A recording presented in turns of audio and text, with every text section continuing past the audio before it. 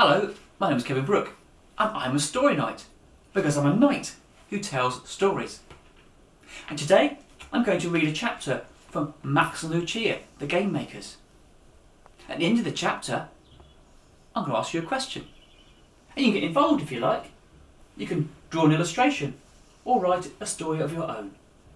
But for now, I'll start with chapter 1. My first day at secondary school was exactly as I expected. Everything was strange and confusing. For a start, Whitsunburg Academy is at least 5 times bigger than my old school. It has a huge tower that shoots upwards from the main building, like a rocket ship. There were 4 clocks on the tower too, each one facing in a different direction. North, east, south, west. Don't you think it looks amazing? My teacher, Mrs. Graham, said. I'm not so sure. I just think it looks a bit odd.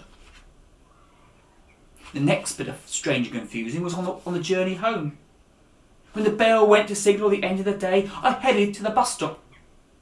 I can't read timetables, and at our old school, my sister Luchia used to do it for me. So I took a chance and got on the first bus that came along.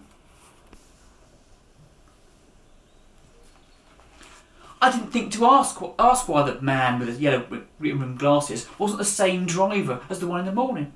It didn't seem to matter. But the driver wasn't the only thing that was different. When I looked out of the window, I didn't recognise any of the fields or houses either. So I panicked, jumped out of my seat and pressed the red button. Are you sure you want to get off here? The driver asked. I didn't answer and leapt from the bus. Once I was on the pavement, I looked around at the street that was full of unfamiliar things. On my left was a park full of wonky-looking trees. On my right was a row of shops with orange-coloured bricks. There was also a bus stop on the other side of the street. It had a sign pointing in the opposite direction to where I'd come from, so I went to cross the road.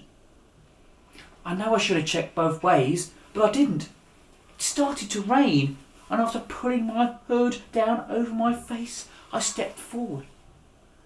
The roar of an engine made me look up to see a flash of black. A car whizzed towards me, and I jumped back onto the pavement. A high-pitched screech of brakes was followed by a loud crash and a bang. I stared through the rain to see a black car had crashed into one of the wonky-looking trees. And inside the car was a spiky-haired man with a blue jumper on. He was frantically waving his arms through the window. "Help!" he shouted. "Help!" I was about to run towards him when a woman hobbled out of one of the shops with the orange-coloured bricks. She was wearing a red and white striped apron and a pink plaster cast on one of her ankles. "Be careful!" she shouted. "It could be dangerous!" I looked at the woman, then back at the mangled car, wondering what to do. It didn't take me long to make up my mind, and I pulled down my hood and raced across the road. "Push the button next to the handle! Hurry up!" the man in the car shouted. I squeezed my fingers around the handle and pressed the button as hard as I could. "It's stuck," I said, shaking the silver-coloured handle from side to side. "Try again," he pleaded. I pressed the button for a second time. Then I remembered how Mum had tried to open our car sometimes and nudged my knee into the door. Still nothing. "Give it a kick!" shouted the spiky-haired man. I tried to ignore the smell of petrol and the cloud of smoke. I tried to ignore the flames that flickered across the bonnet. Instead, I kicked the door once, twice, 3 times. Finally it opened, and together with the man, I stumbled backwards and collapsed onto the tarmac. The man in the blue jumper was the first to stand up, and he grabbed hold of the sleeves of my coat and dragged me towards the pavement.